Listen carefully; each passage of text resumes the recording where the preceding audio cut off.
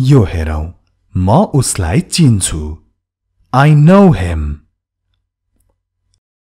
I know him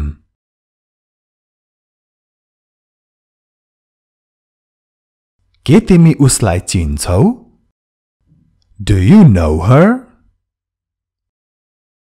Do you know her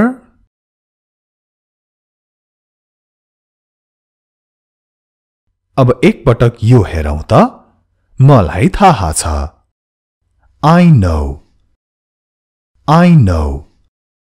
अघिको दुईवटा वाक्यमा know को चिन्ने अर्थ लाग्यो यहाँ थाहा छ भन्ने अर्थ लाग्यो know अथवा knows अर्थ यसको चिन्नु अथवा थाहा हुनु यसको नेगेटिभ फर्म हुन्छ don't know अथवा doesn't know यसको अर्थ चाहिँ नचिन्नु अथवा थाहा नहुनु पहिले हामी पोजिटिभ वाक्यहरूको अभ्यास गर्छौं know र knows लगाएर त्यसपछि negative form You are watching हाम्रो English Guru YouTube channel your place to learn English ल अघि बढौं है त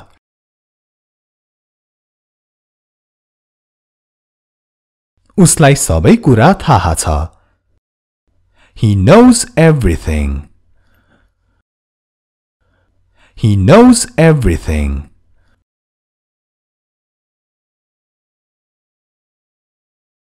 तिमीलाई यसको बारेमा थाहा छ You know about it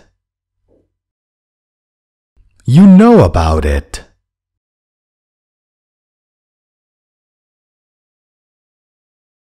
तिमी उसलाई कसरी चिन्छौ How do you know him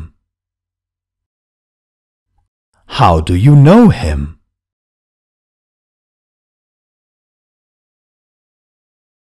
कसैले थाहा पाउने छैन Nobody will know अथवा no one will know Nobody will know No one will know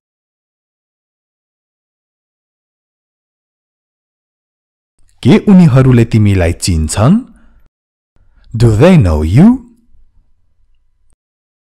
Do they know you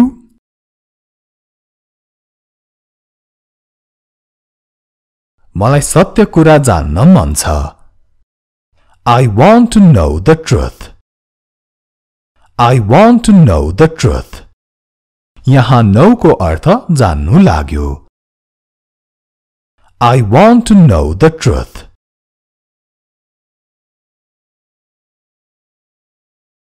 कसैले झुटो बोल्दा मलाई थाहा हुन्छ I know when someone is lying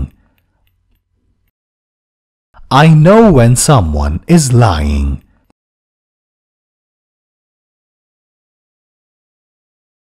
उनलाई थाहा छ कि म यहाँ छु She knows I am here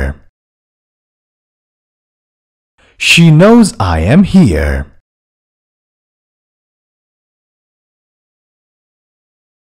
मलाई थाहा छ भनेर उसलाई भनिदेऊ Tell him that I know Tell him that I know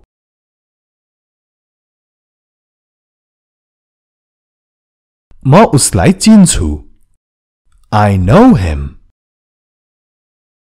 I know him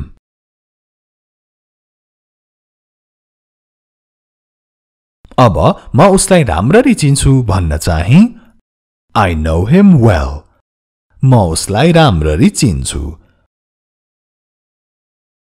I know him well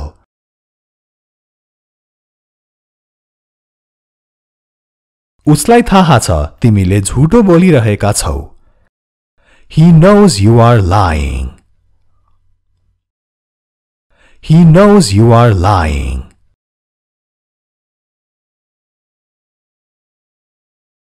के तिमीलाई सत्य कुरा थाहा छ Do you know the truth Do you know the truth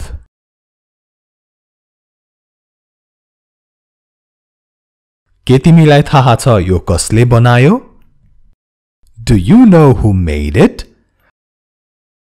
Do you know who made it Make को past tense made हुन्छ make भनेको बनाउनु made भनेको बनायो Do you know who made it?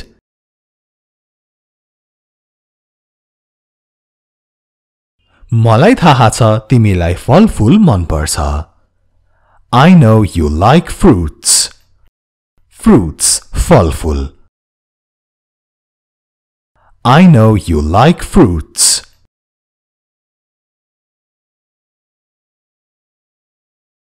हामीलाई थाहा छ कि तिमी कति कडा मेहनत गर्छौ.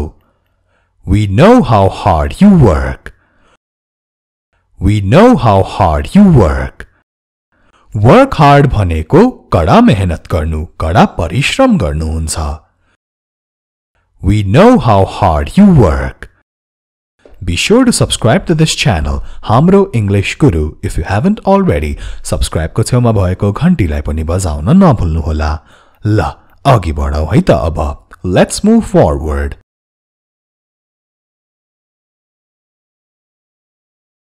मलाई थाहा देऊ. Let me know. Let me know.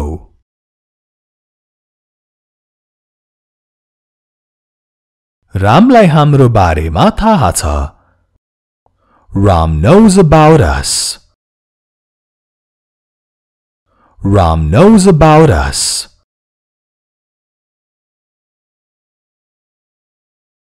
यो सजिलो छैन भन्ने कुरा मलाई थाहा छ. I know it is not easy. I know it is not easy.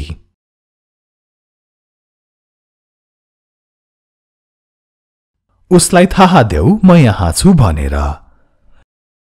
Let him know I am here. Let him know I am here. Let someone know भनेको कसैलाई थाहा दिनु, केही बारेमा थाहा दिनु. Let him know I am here.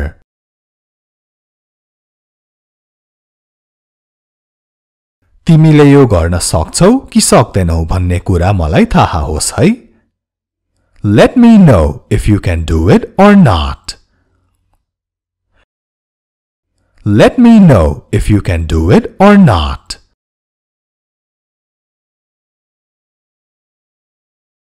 के तिमीलाई उनको नाम थाहा छ? Do you know her name? Do you know her name?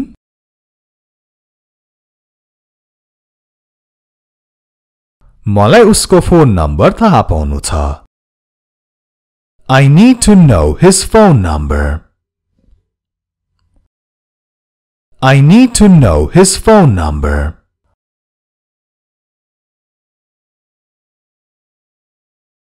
उनलाई थाहा छ कि म उनलाई माया गर्छु. She knows I love her.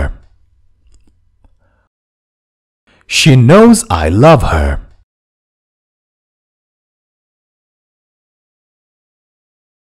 उनीहरू त्यहाँ बस्ने सबैजनालाई चिन्छन्. They know everybody who lives there.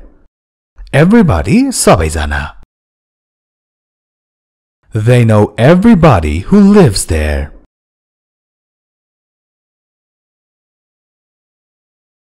उसलाई थाहा छ यो कहाँ छ.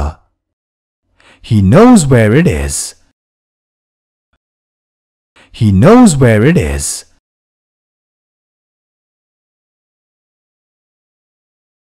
उनीहरू मलाई चिन्छन्. They know me. They know me. अहिलेसम्म हामीले पोजिटिभ सेन्टेन्सेसहरू हेर्यौं. अब हामी हेर्छौं नेगेटिभ सेन्टेन्सेसहरू डोन्ट नो र डजन्ट नो प्रयोग गरेर. तर त्यसअघि यदि तपाईहरूले भिडियोलाई लाइक गरिसक्नु भएको छैन भने लाइक गर्न अवश्य पनि नछुटाउनुहोला. यो भिडियोलाई शेयर पनि गर्न नछुटाउनुहोला है.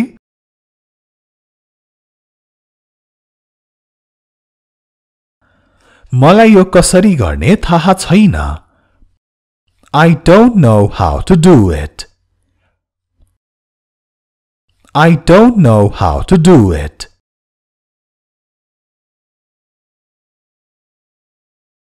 उनी मलाई चिन्दिनन्.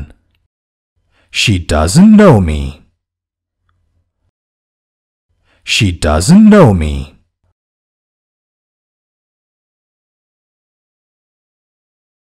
म उनीहरू दुवै जनालाई चिन्दिन I don't know either of them I don't know either of them ध्यान दिनुहोस् यो EITHER लाई either either दुईटै भन्न मिल्छ यसरी है I don't know either of them अथवा I don't know either of them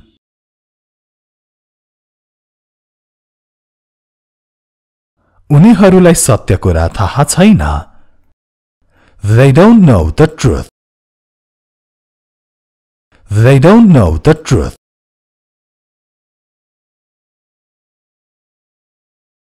अब यो वाक्य हेरौं मलाई थाहा छैन उनलाई भरोसा गर्न मिल्छ कि मिल्दैन I don't know if I can trust her or not I don't know if I can trust her or not Trust someone कसैलाई भरोसा गर्नु I don't know if I can trust her or not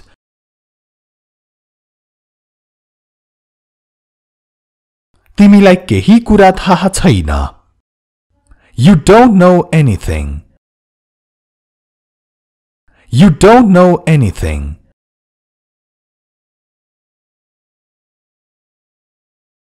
कसैलाई थाहा छैन यो कति गाह्रो छ भनेर Nobody knows how hard it is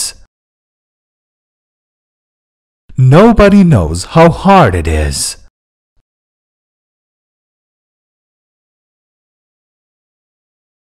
हामीलाई थाहा छैन यसलाई कति बेर लाग्छ We don't know how long it will take We don't know how long it will take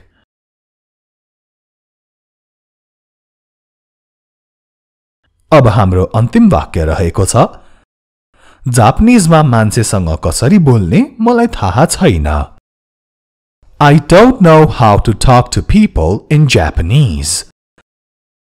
I don't know how to talk to people in Japanese.